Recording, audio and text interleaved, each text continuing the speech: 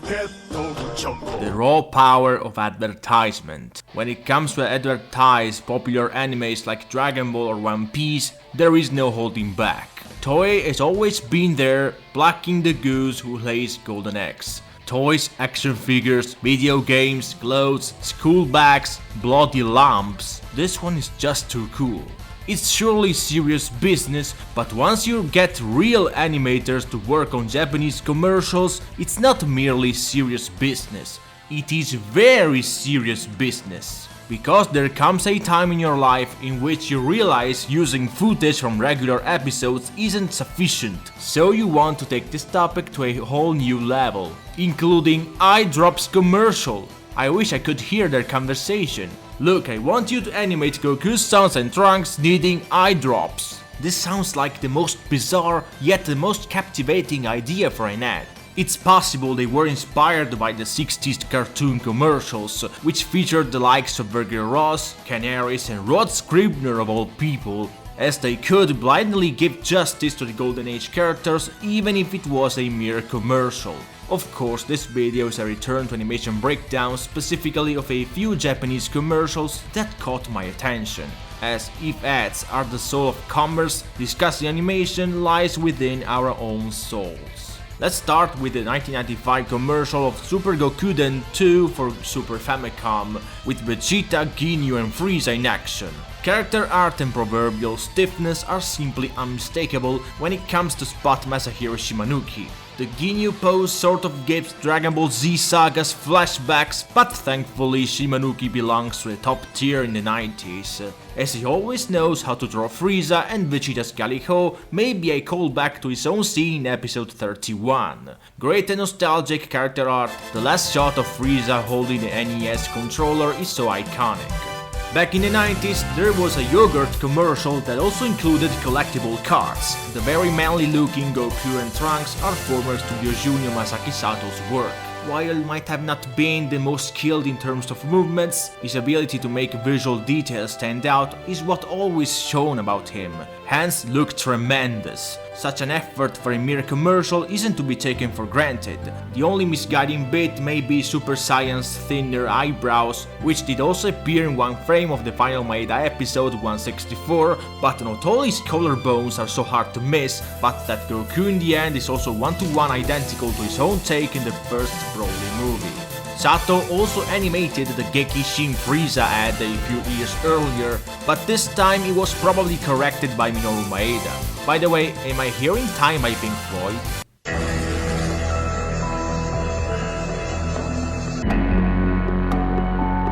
Fast forward to 2010s, Cup ramen placement before Dragon Ball Super even existed. We get gigantic vegetables raining on Vegeta, who's willing to take them on, including oversized Thales, which he destroys with Spinal Flash. This is 100% Takeo Ide, longtime veteran and one of the two chief animation supervisors on Super. His bulbous ears and masculine jaws are so distinctive, even though he's quite a mixed bag in the 2010s. I mean, his Vegeta looks reminiscent of his older stuff at parts, like when he goes Super Saiyan and charges his Spinal Flash, but as a whole, his character art seems to share that rough feeling we found in the Xenoverse opening. Let's simply assume thin outlines and facial gloss don't improve the whole thing much. Overall, 2015 wasn't really a positive year for Dragon Ball. Speaking of Ide, he also animated a couple of Dragon Ball Heroes Ultimate Mission 2 ads, which, yes, don't look that great either. I honestly ignore why, since they quite resemble his work back in the day. Maybe he was just being used to One Piece countenance more or less like Shimanuki and easily forgot how Dragon Ball is supposed to appear. In a way, he would eventually regain his touch in Super, looking pretty solid at his best and quite unpolished at his least good. Back in the 90s again, this one is one of the most competent, and for being just a commercial looks very animated. It's got a neat rotation of Gohan firing his Kamehameha, solid background animation and surprisingly elaborate action, involving Trunks taking on the Demon Army from the second movie. Naruto Shishida definitely showed copious times that he had every possibility to carve out a career, as his cuts in movies and TV specials were getting more and more frequent, and this commercial is literally no no exception. You know this looks that competent when even a wooden chair has its own impact frame. There is also another version of the same product, which is possibly even better. After 6 years, I no longer know how to describe his performances. His uncorrected art looks sublime, movements are so full of life, resembling his cut in the GT opening. And you know you're dealing with a very skilled animator when even his keyframes possess some true personality, like the making out with the camera frame and the embrace the camera frame. So distinctive even in his current days. Moving on to 2018, the Dragon Ball Scratch Set showcases the main cast user signature techniques handled by the series Rough Diamond Yuichi Kurosawa, colonized by Tadayoshi Yamamuro. Even though the latter's supervision has been quite an invective content in the recent years, at least it looks pretty serviceable.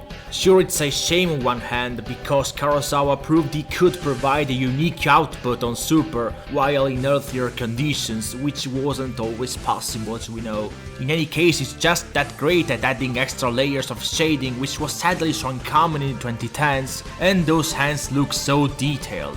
The Shenlong rotation is pretty similar to his cut in the ambitious opening of One Piece Stampede, fast-paced yet a bit jerky. This one is the more action-packed of the bunch, featuring an old-school flurry of punches between the Fortnite guy and Sweetie Puss. This setting is a reference to the last scene of the last Super episode, with the two striking their classic stances and sparring. Kenotsuka's contribution has mostly been traditionally clean and old school, relying on snappy and violent dynamic poses and quite remarkable visual effects.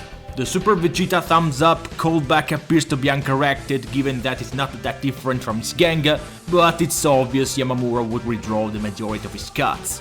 The best part has got to be Goku pushing Smoke aside, which is something Shigeyasu Yamauchi added in episode 279, and subsequently by his pupil Tatsuya Nagamine in Dragon Ball Super Broly. Fun fact, this is the last time Midori Arai sound effects are used, which is odd considering this came out in 2018 and those were replaced by the newer ones 3 years before. Lastly, the most divisive commercial, in which a Dragon Team and Frieza and his army show their dance moves. JoJo and Precure animator Takeshi Morita handles the Dragon Team version, whereas the Frieza one is tackled by an unknown animator. Considering Morita never worked on the show, it's no surprise why his character art would look so off-model, even though it's kinda akin to Yoichi Onishi and Yoshitake Yashima with more JoJo-esque shading. Movements do look pretty stylish, with Goku's Miri breakdance being the undisputed highlight, but I'd lie if I said I enjoyed Morita's art, whom I still give credit for trying something new, yet it's quite a mixed bag to be honest. Some shots are okay, some not so much. For the record, Frieza's abs look so ridiculous.